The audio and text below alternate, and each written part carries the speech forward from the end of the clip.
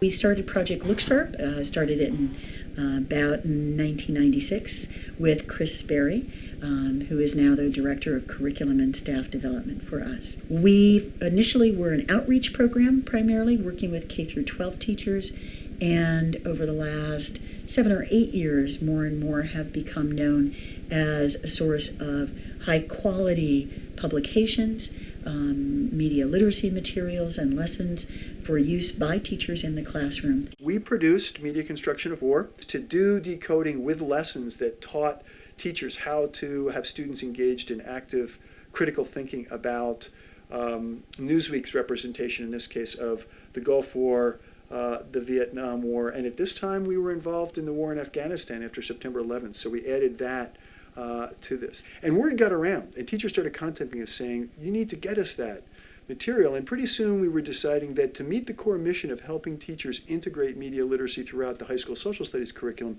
we needed to provide these key materials.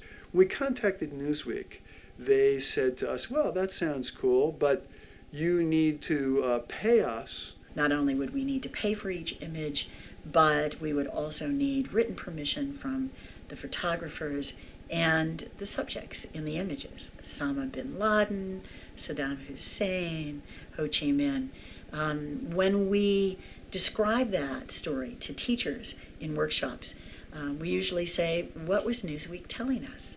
And the answer is, they were telling us no. Here's Newsweek magazine, the media company that creates the images that our kids and we take in as reflections of history and of news and of reality.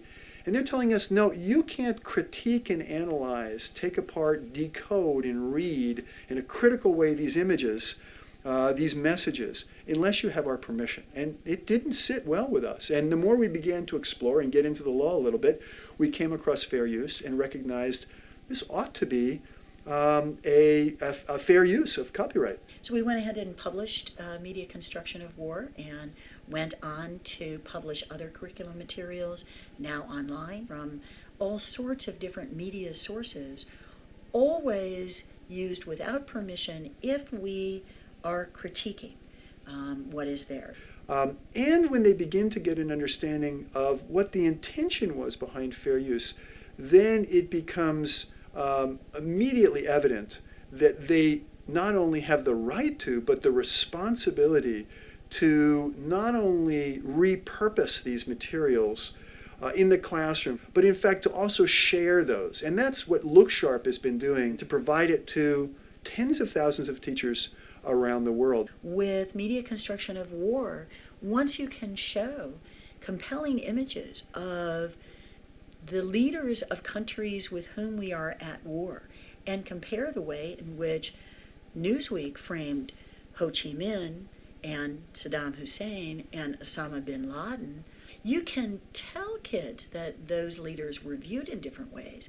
They're not going to get it until they actually see it played out in a visual image. Well, then that immediately causes students to want to know more. And for us, that's what's so exciting about using these kinds of materials in the classroom. We have to be able to do that as educators.